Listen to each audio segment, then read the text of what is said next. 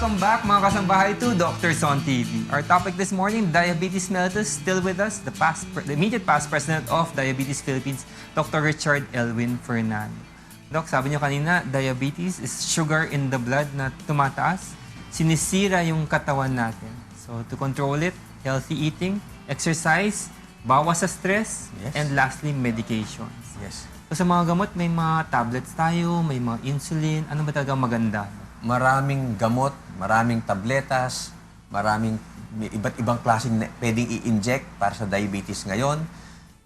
Pag-uusapan dapat nung pasyente at saka nung doktor kung anong pinakamaganda para sa kanya. Okay. Pag-uusapan nila yan. Maraming tabletas sa diabetes. May tabletas na nagpapalakas ng trabaho ng insulin para Okay. tumapag yung insulin. May mga tabletas na nagpaparami ng insulin sa katawan. May mga bagong tabletas nga, sasabihin niya sa katawan mo, kung may sobra kang asukal, itapon mo yan sa ihi. Itapon mo yan sa ihi.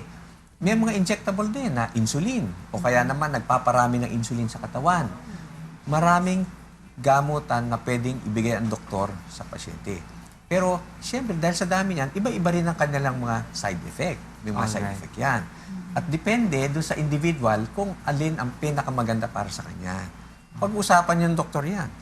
Yes. Importante, sasabihin niyo sa doktor niyo, kailangan tatalab yung gamot. Merong ebidensya na tatalab yung gamot.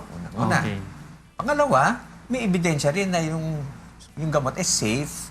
Hindi naman masyadong maraming side effect. Yes. It's safe. At may iwasan. Kung meron side effect, may iwasan. Safe. At pangatlo, acceptable sa pasyente. Kasi sa Japan yata, may isang gamot na napaka-effective. Napaka-safe. Pero hindi matanggap ng Pilipino kasi yung pangalan hindi maganda pakinggan. Ano, Dok, ang pangalan? Ha? pangalan? Parte ng babae. Kaya hindi acceptable. Oh, okay. Paano ka naman bibili ng ganang klaseng gamot, ano? Oo. Kita mo, kaya yung tatlong bagay na yan, importanteng malaman ng doktor at saka ng pasyente. Ito pang gamutan natin tatalab, efficacious sa English yan. Hindi ko alam sa Tagalog tumatalab. Pangalawa, ito ba safe? Ano ba sa Tagalog yung safe? Ligtas. Ligtas. At pangatlo, ito ba ay acceptable? Katanggap-tanggap. Katanggap-tanggap. Pati siguro sa presyo, no? Yung kasama sa acceptability, Kasama yan yung sa- cost ng gamot. Kasi yung ibang Yes. gamot yata, medyo may kamahalan pa eh. Yes, siya ay effective, siya ay safe, kaso hindi naman Ma-afford. affordable. Kaya kailangan acceptable din sa pasyente. Yes. And some patients can be controlled with one tablet. Pero yung ibang pasyente, ang dami ng tablets, mataas pa rin ang blood sugar. Bakit ganyan? Yes, tinatitrate ang gamutan ng diabetes. Ano ibig sabihin ng tinatitrate? Magsisimula yan sa mas konting gamot. Maaring dalawa, maaring isa lang. Pero habang hindi na ibababa yung blood sugar, dagdag ng gamot. Hindi kasalanan ng pasyente yon kung bakit nagdadagdag ng gamot. Matapag yung diabetes, kaya kailangan dagdagan mo yung gamot. Kung baga sa boxing, pag malakas yung kalaban, lalakasan mo rin Punch mo. yung suntok mo. Okay. And to the point na yung ibang pasyente talagang kailangan na mag-inject ng insulin. Hindi na tumatalab ang ibang tabletas. May mga indikasyon para gumamit ng insulin. Ang daming pasyente natatakot sa insulin. Akala nila pag nag-insulin, katapusan na ng buhay nila, mamamatay na daw sila, marami na silang komplikasyon. Pero hindi totoo yun. Binigyan tayo ng Panginoon ng insulin para kung hindi na tumatalab yung tabletas, meron tayong iba pang magagamit. Psychological din siguro, Dok. Kasi bakit hindi na tumatalab? Yes. Sa iba Ayun. tumatalab, bakit sa akin hindi? Hindi lang psychological, No? kumisan talaga masyado matapang yung diabetes. O kaya naman, allergic sila sa tableta. Bakit? Yes, pwede. Nag-allergy pag may tableta. O kaya may severe kidney or liver problem. Ay, hindi na maganda yung mga tabletas doon. Mas maganda pang gumamit ng insulin. O kaya naman mga buntis. Mga buntis, mas maganda. May reason para gumamit ng insulin. Huwag sila matatakot sa insulin. So safe naman ang insulin. Safe ang It is insulin. effective drug. Effective. Yun lang ang problema namin kumisan, yung acceptability. Kasi kumisan natatakot yung pasyente. Pero hindi sila dapat matakot sa insulin. Okay. Huwag na lang magka-diabetes, no? Para hindi matakot sa insulin. So it's always a teamwork between the patient and the doctor. Tsaka individualized dapat, no? Hindi pwede, Yung treatment. itong gamot na to ay pwede sa inyong lahat. Oo. Iminom Hindi kayo ito lahat ng nito. kapitbahay mo, inumin mo din. Yes. Oh, yun. So, dapat one-on-one talaga. Your relationship with your Dapat. doctor is personalized talaga eh. Yes. Kung ano rin na-feel ng pasyente. Kasi experience po sa lola ko, minsan, bagong gamot, it is effective, but parang feeling ng lola ko, hindi ganun kasing okay. She can't say what it is. Pero sabi niya, Dok, parang mas gusto ko yung feeling ng dati. Ah, So, ibinalik siya. ah, ah. So, ganun, maganda ang doctor-patient naman. relationship. Oo. Na-meet natin yung lola mo, no? Yes, oo. Naka-wheelchair? Yes, Tama. oo. Sa San Isidro.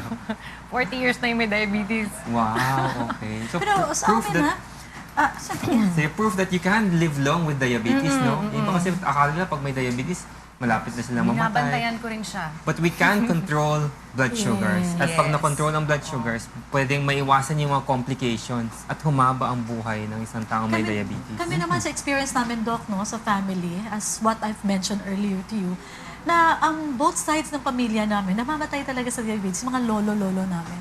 Pero awa ng Diyos, lahat kami sa family ngayon, sa generation namin, kahit isa walang diabetes. Congratulations. Thank you. Kasi naging conscious kami sa kinakain. Correct. Naging conscious kami, plus we exercise na. Lahat kami, Doc, wala. So, it only proves, Doc, no? Hindi porket meron kayong lahi, doom ka na mag-diabetes. You can do Yes. something about Sabi it. ni Doc nga Oo. iwasan naman natin. Basta yung apat na yan ay tandaan natin. So, Doc, thank you very much for your time this morning. I'm sure maraming natutunan ang audience natin. Any final words sa audience po natin, Doc? Siguro, ang gusto kong ibahagi sa inyo, ang diabetes, pag dumating yan, nandyan na yan eh. At may mga risk factors sa diabetes, kamukha nung napag-usapan kanina. Merong mga risk factors na hindi nyo na maiiba, nandyan na yan eh. Nandyan na yung family history, yung age, yung ethnicity, na hindi na natin ma-change yan. Pero, maiiba natin yung ibang risk factors. Yung lifestyle natin na unhealthy, kaya nating gawing healthy. Yung timbang natin na underweight o overweight, gawin nating normal ang timbang. Pag may iba tayong risk, halimbawa, mataas ang blood pressure, mataas ang cholesterol, itama natin yan. Marami tayong gamot na magagamit. Yan. Number one. Pangalawa, hindi tayo tutulungan ng mga taong hindi nating kamag-anak eh. Ang tutulong sa atin, yung mga nagmamahal sa atin eh. Kaya karamihan yan. O laging ang tutulong sa atin, yung mga kamag-anak natin. Kaya kung tayo may kamag-anak na may diabetes, simulan natin sa pamilya natin. Mag-promote tayo ng lifestyle, ng healthy lifestyle. At hindi lang awareness, kamukha ng nabanggit ni Doktora, hindi lang awareness ang kailangan. Kailangan natin ng consciousness. Kailangan natin yung will na gawin kung ano ang dapat. Hindi lang yung alam natin kung ano yung dapat gawin, kundi gagawin natin. Hindi lang sa isip, hindi lang sa puso, kundi pati sa gawa. Correct. Perfect. I Thank love you, you. Well Doc. said. Oo. And where can our audience find you, Doc, if they want to seek consult with you? Nagkiklinik ako sa St. Luke's at saka sa Capitol Medical Center sa umaga. Sa hapon, nag-paperwork ako.